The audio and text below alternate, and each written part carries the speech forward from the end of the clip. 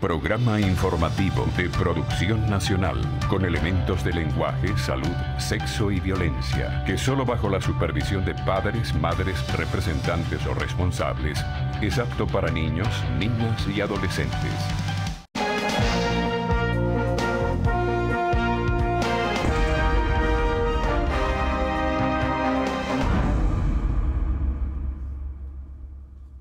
Buenos días, buen domingo, buen fin de semana para todos ustedes. En la primera parte de este programa voy a conversar con alguien que tenía tiempo que no venía aquí al programa Diálogo con Carlos Croes. Se trata de Héctor Rodríguez, gobernador del estado Miranda. Y hablando de Miranda, ¿qué problemas tiene Miranda que tú no hayas resuelto o que te preocupe por resolver? Buenos días, Carlos. Gracias por invitarnos nuevamente a tu programa. Feliz domingo para toda la familia venezolana.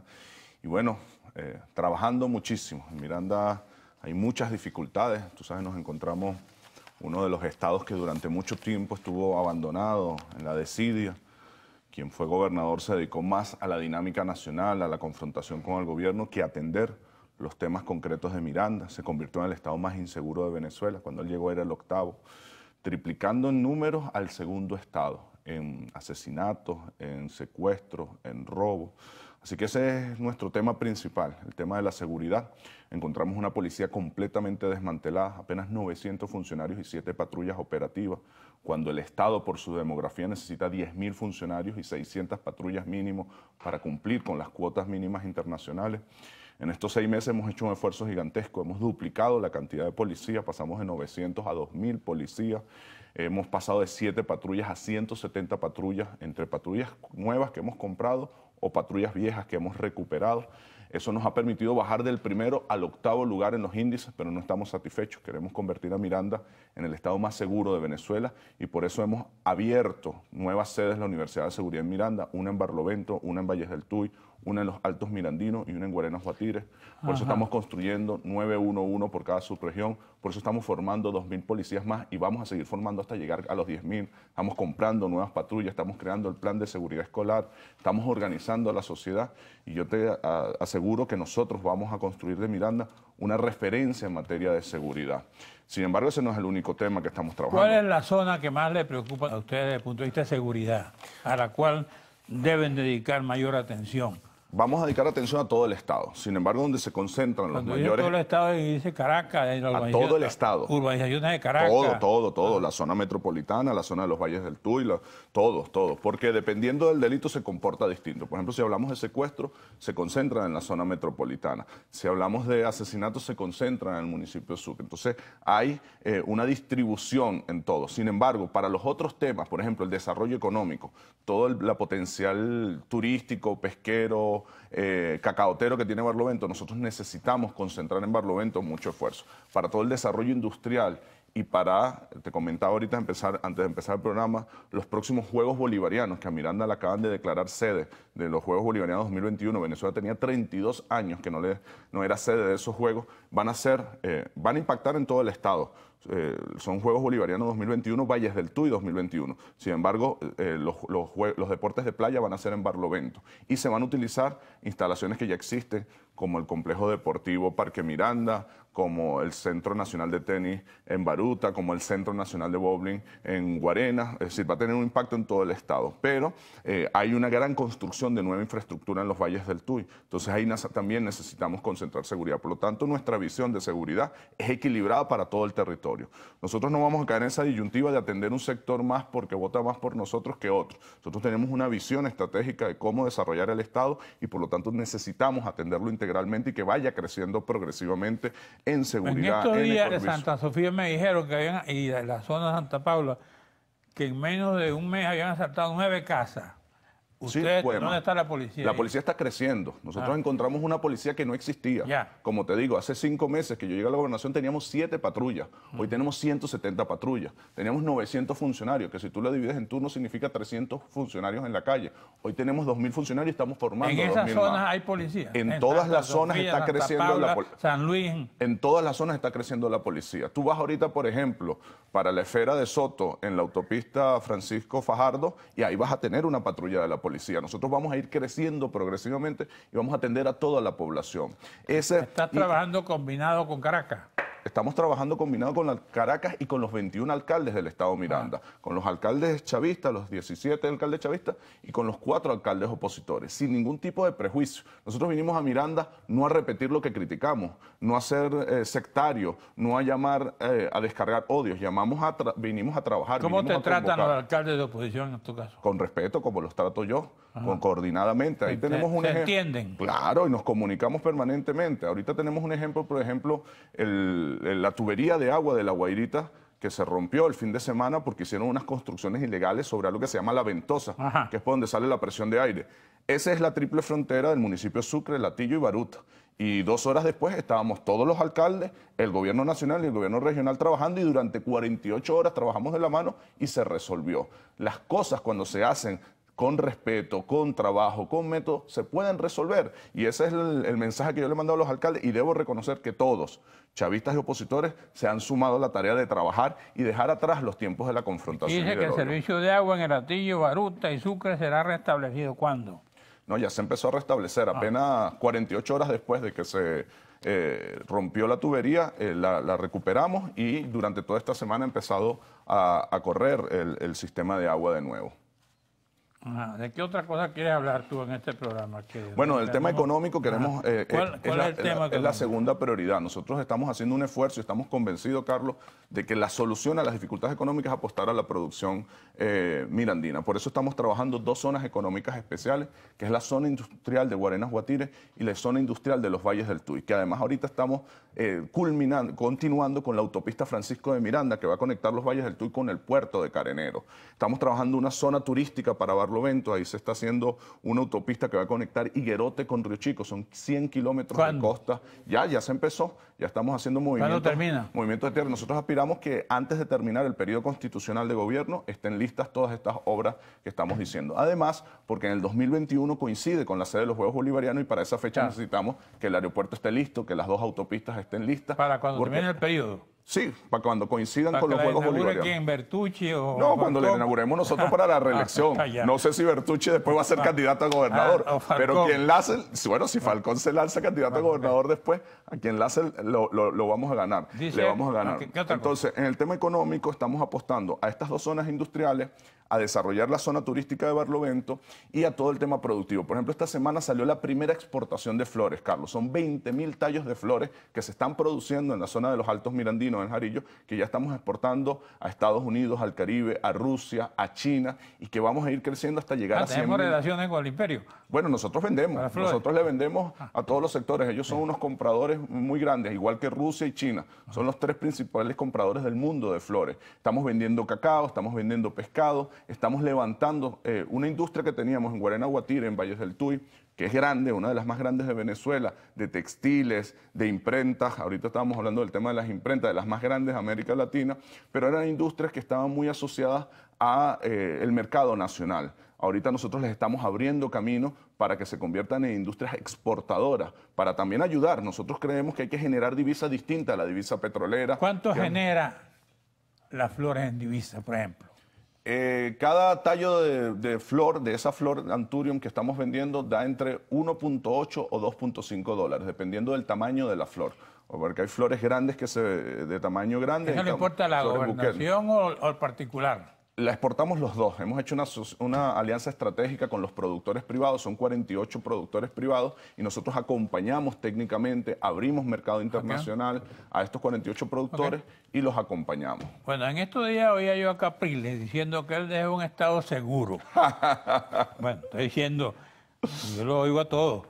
Y aquí veo a Héctor Rodríguez que dice, ya no es el estado más inseguro. A mí no me gusta dedicarle mucho tiempo a hablar de quién fue mi antecesor. Me lo dice en la próxima parte. Ok, con gusto.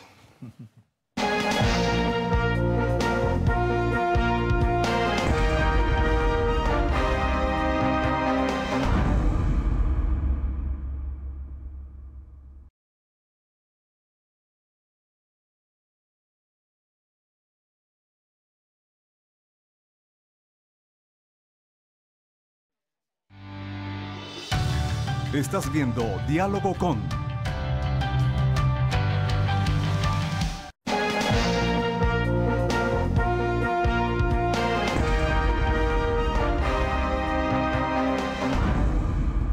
Bueno, estamos contrastando porque aquí se oyen opiniones de todos, ¿no? Yo soy un hombre que me he caracterizado precisamente por darle oportunidad a todo el que tenga voz. Y en este momento le decía yo que Capriles había dicho que él era un estado seguro. Y veo que Héctor Rodríguez dice que Miranda ya no es el estado más inseguro. Bueno, Así es. ¿a quién le hago caso?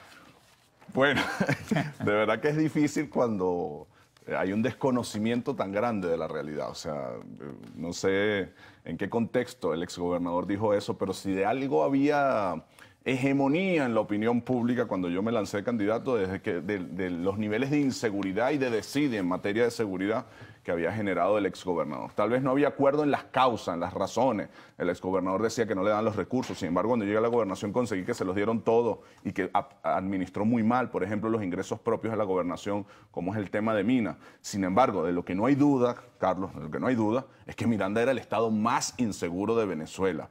El primero en todos los delitos, triplicando al segundo, que no había policía, que no había patrulla, que la gente se sentía en la zozobra absoluta. Si algo hemos hecho nosotros en estos 5 o 6 meses es dedicarnos a reconstruir la policía. Nos falta mucho por recorrer y nosotros estamos conscientes de eso y vamos a seguir trabajando. Pero de verdad, a mí me entristece mucho que la oposición que tengamos no tenga la más mínima racionalidad en sus argumentos, en sus planteamientos. Yo pudiera criticar por muchas razones al exgobernador, pero creo que en algo que coincide toda la ciudadanía mirandina, incluso el pueblo opositor de Miranda, es que fue absolutamente incapaz la gestión en materia de seguridad. Nosotros vamos a trabajar de la mano. ¿Cómo lo reelegían?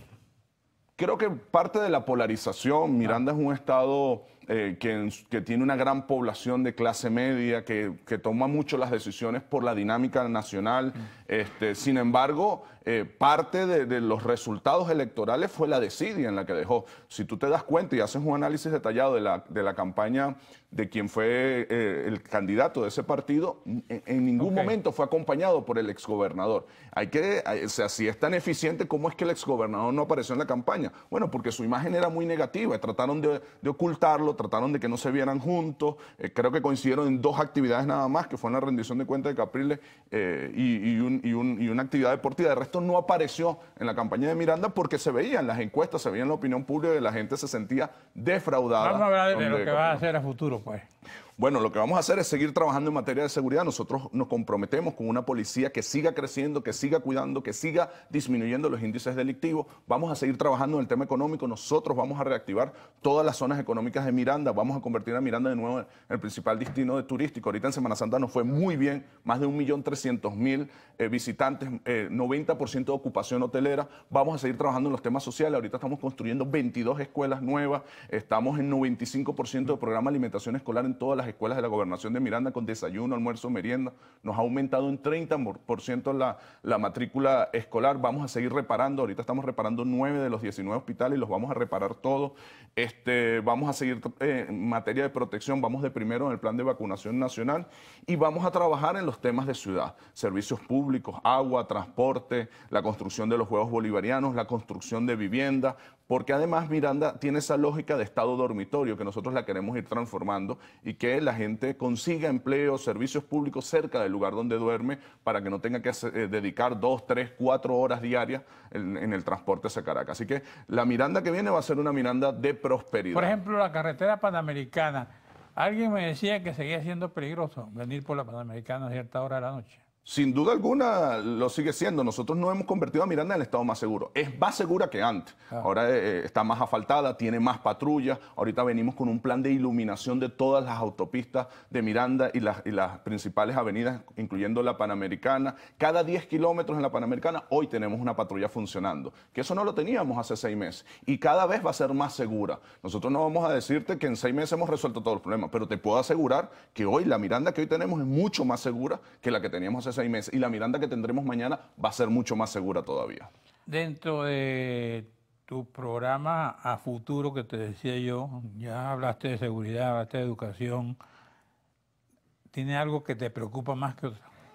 La seguridad es el principal problema de Miranda. Nosotros vamos a prestar mucha atención. La economía es nuestra segunda prioridad. Nosotros vamos a convertir a Miranda en un estado altamente productivo, altamente exportador, altamente receptor de turistas, porque además creemos que en la coyuntura nacional es donde más podemos aportar, es donde más podemos ayudar. Vamos a seguir trabajando el tema de la protección social. Nosotros no vamos a abandonar, creemos profundamente en la obligación que tiene el Estado de proteger a las familias, de tener escuelas públicas de calidad, gratuita, de tener servicios de salud públicos de calidad. Y bueno, vamos a seguir trabajando de la mano del gobierno bolivariano. Vamos a hablar de política un poquitico. Claro. Hoy Falcón salió declarando, diciendo que tenía entre 8 y 10 puntos por encima de Maduro. Mira, yo te voy a decir algo. Y aquí estuvo la semana pasada el asesor económico Francisco Rodríguez, y me dice, no, Maduro que de quien debe cuidarse es de Bertucci, no de Falcón. Yo te voy a decir algo. ¿Qué opinas tú? ¿Cuál es tu opinión? Esperaba sinceramente. Sinceramente, yo esperaba más de Falcón en esta campaña. Yo conozco a Henry Falcón cuando fue alcalde, creo que hizo una buena gestión, creo que no fue así en la gobernación, creo que en la gobernación se desinfló, pero lo conozco, pensé que iba a ir con más garra, con más fuerza, con más organización, con más batalla. Claro, él tiene un inconveniente, ¿no?, que es el nivel de fractura y de división que tiene la oposición. Y segundo, que en función de esa división, tratando de hablar a los sectores más radicales, radicalizó su discurso hacia un discurso absolutamente neoliberal, de dolarización de la economía, de paquetes del Fondo Monetario Internacional. Y eso ya está demostrado. La mayoría del pueblo venezolano no quiere un paquetazo, no quiere políticas neoliberales, no quiere el Fondo Internacional. Pero quiere dólares. La mayoría del pueblo venezolano... ¿No quiere dólares? No, lo que quiere es una estabilidad en la economía, y eso es lo que tenemos que trabajar. Okay. La mayoría del pueblo venezolano quiere soberanía, quiere dignidad, quiere no depender de políticas neoliberales, quiere trabajo, quiere alguien que los proteja, que los cuide. Y ese ambivalismo, esa radicalidad que está planteando, esa agresividad que está planteando, es lo que ha hecho que Falcón se estanque en las encuestas, que es la realidad. Él puede venir a los programas de televisión y decir lo que quiera, pero eso se ve hasta en las caras de su fotografía y de sus actos. Así que, sin embargo, en contrario, bueno, estamos viendo los actos del presidente Nicolás Maduro que llenando avenidas con una fuerza, con una energía. ¿Por qué? Primero porque ha sido sincero.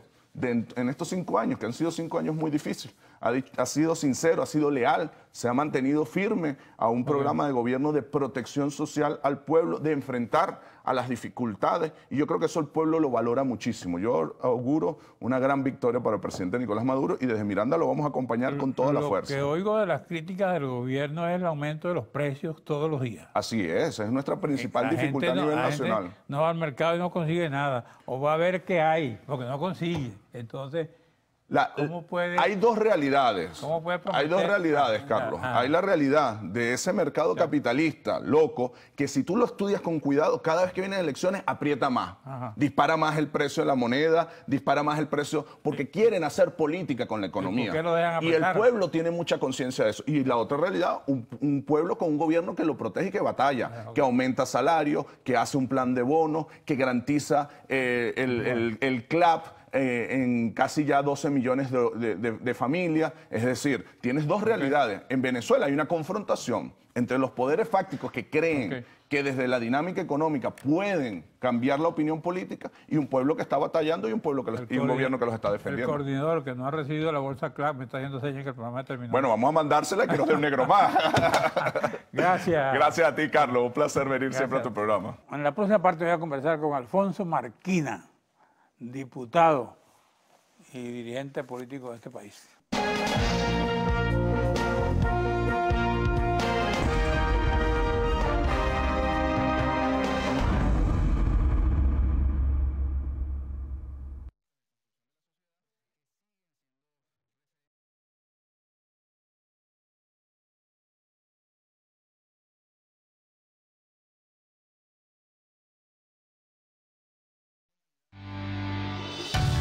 Estás viendo Diálogo con...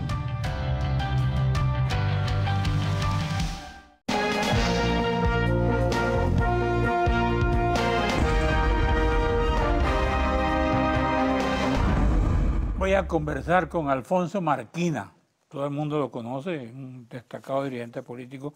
Tenía años que no venía por este programa, y es grato tenerlo aquí ahora para hablar de este país. Del país que ve él en este momento. ¿Cuál es tu análisis sobre la Venezuela que tú estás viendo hoy? Bueno, sin desde el punto de vista objetivo? Primero, gracias por la invitación. Buenos días para todos los televidentes.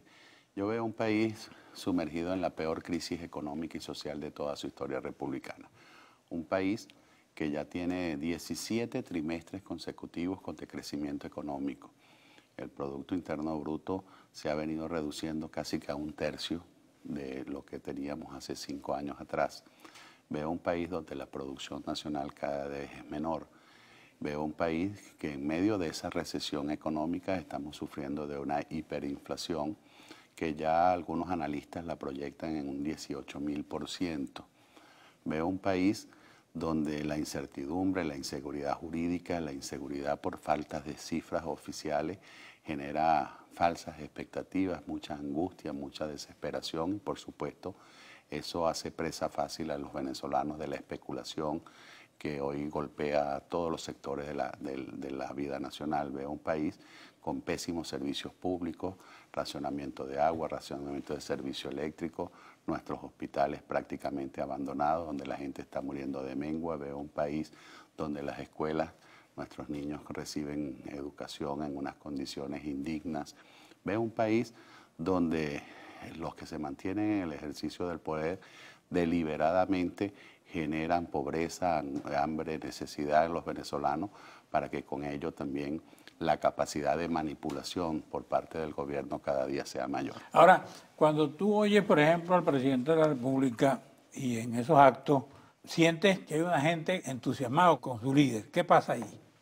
Mira, yo creo que cada vez son menos, son muy pocos los que acompañan al presidente en los actos. Veo en los actos que son movilizaciones nacionales, así se haga en cualquier parte del país. Vemos las caravanas de autobuses de un estado a otro para tratar de hacer actos de presencia más o menos masivos en los actos del presidente de la República. Pero también veo a muchos venezolanos que acompañan al presidente precisamente por ese control social. Veo los CLAT como un mecanismo de manipulación. Pero les da resultado los CLAT, ¿no? Depende de lo que tú quieras ver como resultado. Si el resultado es la manipulación y el chantaje por parte del gobierno, pues que le esté dando algunos resultados. Pero como programa social es negativo para el país. Los programas sociales tienen que tener la orientación de permitir que el ciudadano supere los niveles de pobreza. Pero ¿tú sientes que el pueblo rechaza los CLAP o simplemente aplica aquella ¿Qué es lo que hay? ¿Qué es lo que hay? O agarrando aunque sea fallo. Agarrando aunque sea fallo, efectivamente. Yo creo que cada venezolano tiene el deseo de poder tener un salario digno que le permita acceder a los productos de primera necesidad, ser ellos capaces de decidir qué es lo que quieren comer. Porque un CLAT no te proporciona las proteínas animales que requiere el ser humano. Los CLAT lo que se limita es a unos paquetes de harina pan, se limita a azúcar, a un paquete de pasta y que no toma en consideración cuál es el tamaño del grupo familiar. Es decir, en un grupo familiar de 3 personas reciben la misma cantidad de comida que un grupo familiar de 8 personas. Okay. Entonces, en definitiva, esto no es la solución ahora, a los frente problemas a del eso, país. Y fíjate tú ahorita, ajá, ya que estás hablando de eso, vamos a hablar del nuevo aumento salarial decretado por el señor Maduro. Primero, que estos aumentos, cuando se fijan en medio de un proceso hiperinflacionario como lo que tenemos, no resuelven el problema del poder adquisitivo del salario. Es como que tú pretendieras apagar la candela echándole gasolina.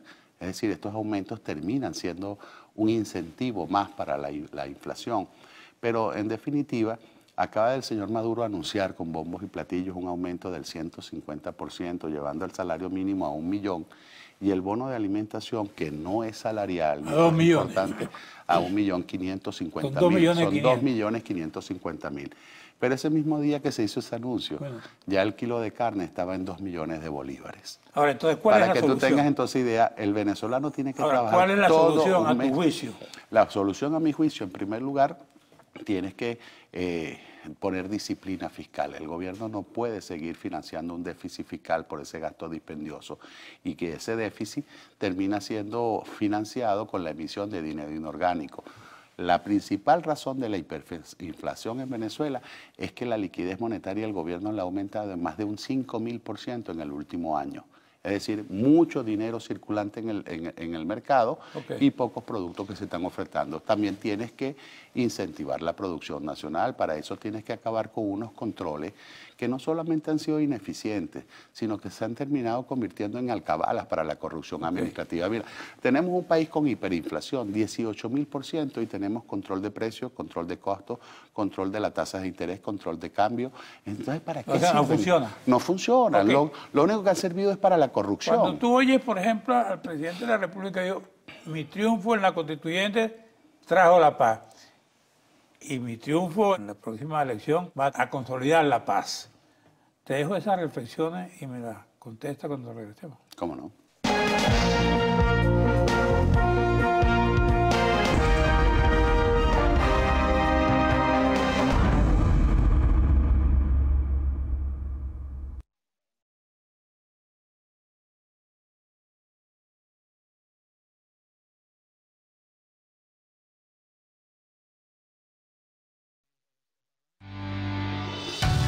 Estás viendo Diálogo con...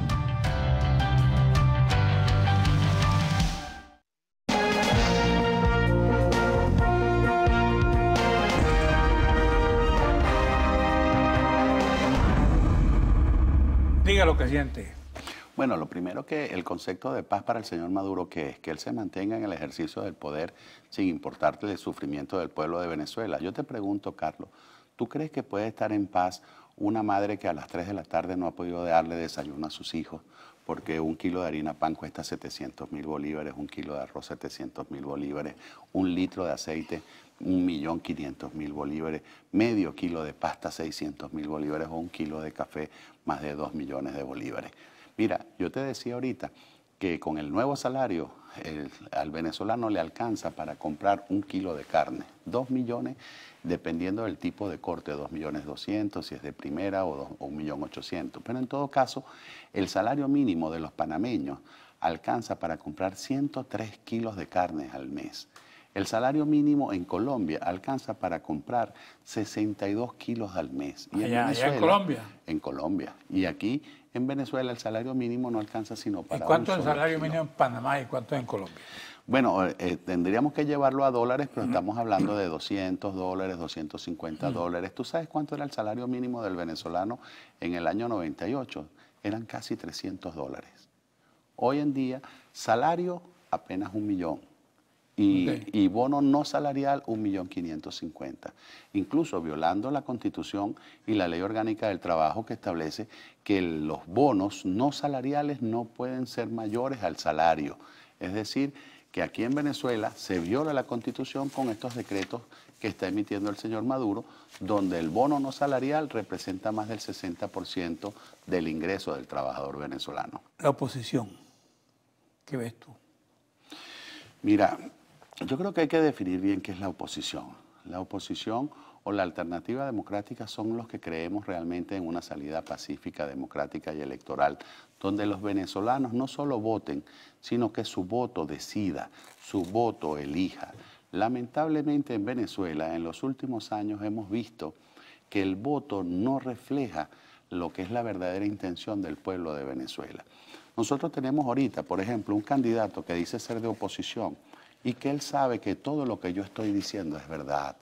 Que aquí, por ejemplo, él denunciaba... ¿Te refieres a Bertucci? No, me refiero a Henry Falcón, donde él decía, por ejemplo, en sus elecciones de gobernador, él decía, es maquiavélica y ilegal las reubicaciones de centros de votación. En el estado Lara, donde él era candidato a la gobernación, 4 días antes de las elecciones eliminaron 35 centros de votación, impidiéndole a 92.000 electores venezolanos que ejercieran el derecho al voto. Durante todo el proceso electoral ese día, estos eran los tweets que ponía Henry Falcón. Desde aquí le hago un llamado al presidente del CNE, Tibisay Lucena, para que ponga orden y que el proceso termine en paz. Por cierto, paz, hablabas de paz, pero él ponía este tuit porque habían grupos violentos que estaban en los centros de votación, sobre todo en el oeste de la ciudad de Barquisimeto, intimidando e impidiendo que los venezolanos fueran a votar. Incluso se dirigía al señor Padrino López y le decía, le pedimos que en el marco de la Constitución que intervenga para que se detenga la violencia. ¿Qué quiere decir con eso? Esto quiero decirlo, quiero destacarlo. No, sino que el señor Henry Falcón dijo, si no hay observaciones internacional, me retiro. No se ha retirado. Que el señor Henry Falcón dijo, voy a denunciar la violación de los acuerdos que se firmaron. Bueno, aquí estamos viendo que se violan todos esos acuerdos. Aquí hay cadenas de manera abusiva que favorecen al candidato presidencial. Aquí se está viendo todo tipo de hechos, incluso de violencia. Vimos unos hechos de violencia donde resultó herido un compañero. ¿Y qué es lo que me angustia? Que así como cuando él denunció todos esos hechos en la gobernación de irregularidades, de fraudes electorales, al final terminó admitiendo la derrota y diciendo que había perdido en Buenalí. Entonces la pregunta que yo le hago al señor Henry Falcón, esta es la película que vamos a ver los venezolanos el 20 de mayo. ¿Para qué ha servido la Asamblea Nacional, por ejemplo? La Asamblea Nacional, mira, lo primero que te tengo que decir es que para evidenciar toda la situación que está viviendo el país, para no solamente en lo interno, sino también internacionalmente, hoy, a diferencia de lo que fue el llamado a abstención en el año 2005, la comunidad internacional está anunciando desconocer estos resultados electorales. Hemos visto cómo con el trabajo parlamentario se le está persiguiendo a todas aquellas personas que han robado, que han cometido hechos de corrupción y que tienen miles de millones de dólares colocados en las bancas privadas de todas partes del mundo, cómo se les están congelando los bienes, porque esos son delitos que deberían ser sancionados en Venezuela y que lamentablemente por la impunidad no ha pasado nada. Aquí se habla de sanciones, aquí se habla de sanciones al pueblo de Venezuela, pero el que le confisquen o le congelen a un corrupto o a un violador de derechos humanos no es una sanción contra el país. Decía el vicepresidente de los Estados Unidos que la posición frente a Venezuela no debieran ser per se y que él era partidario de abrir un poco en los cauces a un entendimiento con Venezuela, ¿no? Y sí, y hablaba también de la necesidad de que esa posición frente a Venezuela va a cambiar o debe cambiar en la misma medida que hayan cambios políticos y cambios económicos que permitan que el pueblo de Venezuela salga de esta crisis que está viviendo. Vamos a un receso, regresamos con la última parte del programa.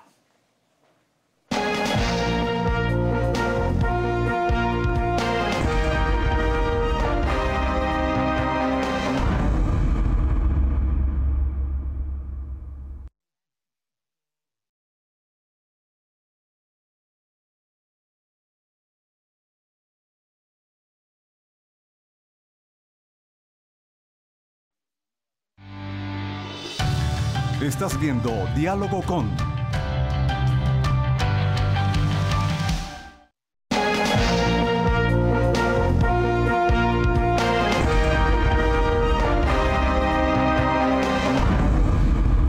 Bueno, me decía aquí en el receso que ya viste una película, que no te sorprenda que Henry Falcón vaya al gobierno. Sí, mira, lamentablemente yo creo que los venezolanos hemos visto ya esta película en el pasado. Me recuerdo a Arias Cárdenas, e incluso en un debate poniendo una gallina y diciendo que era más opositor que cualquier opositor al gobierno del señor Chávez. Yo no quisiera pensar que después del 20 veamos también al señor Henry Falcón, no solo pretendiendo darle legitimidad a las elecciones, sino también después pretendiendo darle legitimidad al gobierno. Quizás diciendo yo, el candidato de oposición, me incorporo a un gobierno de unidad nacional, que no sería tal unidad nacional, sino que sería una unidad de nosotros con nosotros aquí mismos. Decía Héctor Rodríguez que el problema era que la oposición estaba dividida y que no han podido entenderse. Y eso les ha traído un trauma interno. Yo no veo esa tal división. Mira, yo no veo esa tal división. Yo veo de un lado... Porque por un lado la muya no existe, a los grandes partidos políticos, primero Justicia, Voluntad Popular, Acción Democrática, Un Nuevo Tiempo, y bueno, una cantidad de partidos más, pero además veo allí a la Iglesia Católica, a la Iglesia Evangélica, a los rectores, a las academias, a los gremios, a los sindicatos. O sea, ahí hay una gran unidad nacional. ¿Y qué veo del otro lado? Al señor Henry Falcón con su partido, al partido Copey secuestrado por el Tribunal Supremo de Justicia, porque los otros copellanos a los que les fueron arrebatados por unas sentencias o por varias sentencias del tribunal el control de esa organización política histórica, están en contra de la participación. ¿Qué te parece a ti el caso Bertucci, por ejemplo, que parece que tiene gentecita, ¿no? Por lo menos los mítines Sí, se le ve a alguna gente y yo creo que puede tener algunos votos importantes.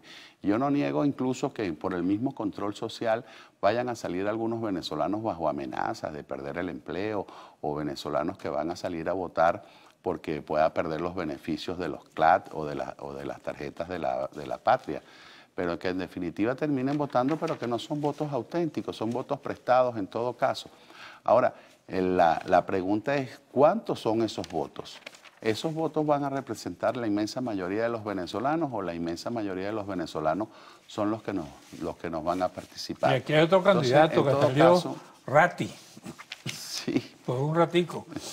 Ahora, yo lo que creo es que debemos ver también cuál es el origen de todas esas candidaturas, opositores de verdad o opositores por la coyuntura, por el momento. Entonces, yo creo que aquí se está tratando de emular un poco el esquema de Nicaragua, en el cual primero se ilegalizaron a los partidos políticos de oposición, se inhabilitaron candidatos y luego el señor, el presidente de Nicaragua hizo unas elecciones construyéndose su propia oposición. Yo creo que el país está muy claro en esto, como lo decíamos al principio de este segmento, ya esta es una película que hemos visto y yo creo que no podemos ser por lo menos engañados con la misma película, con el mismo guión, aun cuando se cambien a los protagonistas. Dice el diario B, abren casa de cambio para remesas familiares. Fueron autorizadas para operar en zonas económicas especiales para evitar que el pueblo caiga en manos de estas mafias de delito organizado. ¿Qué opinas tú de la situación económica ahorita? Mira, muy grave. Yo creo que el gobierno no está tomando ninguna medida real para resolver los problemas. Por cierto, el día de ayer nosotros desde la Comisión de Finanzas exigimos al gobierno nacional suspenda o posponga la implementación de la reconversión monetaria, porque es que la reconversión no va a resolver ninguno de los problemas, sino que por el contrario va a generar nuevos problemas. ¿Por qué? ¿Por qué? Porque en menos de un mes tú no le puedes pretender decirle a los venezolanos que vas a implementar un nuevo cono monetario cuando ni siquiera se ha recibido una sola pieza. ¿Pero lo van a implementar o no lo van a implementar? Yo creo que no se debería implementar en este momento. ¿Tú crees Además, que no se debería o no se va a implementar? No se debería y no se va a implementar porque es materialmente, físicamente es imposible poder recoger en este momento más de 10.000 millones de piezas que están circulando y poder colocar 3.000 millones nuevos. Lo que se debería imponer en este momento es la ampliación del cono actual, es decir, emitir billetes de mayor denominación que nos permitan... Los billetes de 100.000 bolívares. Ya no serían de 100.000, serían entonces ya billetes de 200.000 o de 500.000. Pero es que además, mira, hacer un cono nuevo en medio de una inflación... ¿Qué resuelve un billete de 200.000 y 500.000? Te da la facilidad de tener mayor manejo a la hora de adquirir los bienes y servicios que se requieren en el mercado. El problema es que cuando tú implementaste el billete de 100.000, eso te alcanzaba, bueno, para muchísimas cosas. Hoy no te alcanza ni siquiera para comprar ningún producto. Y hoy no te alcanza el tiempo porque se acabó. Sí, gracias, Marquina. Lo importante es que entendamos que si se genera una nueva crisis ahora en junio con la reconversión, es responsabilidad única y exclusiva del señor Nicolás Maduro, que actúa con esa irresponsabilidad Gracias absoluta. a Marquina. Gracias a ustedes, amigos televidentes. Nos vemos aquí el próximo domingo a esta misma hora.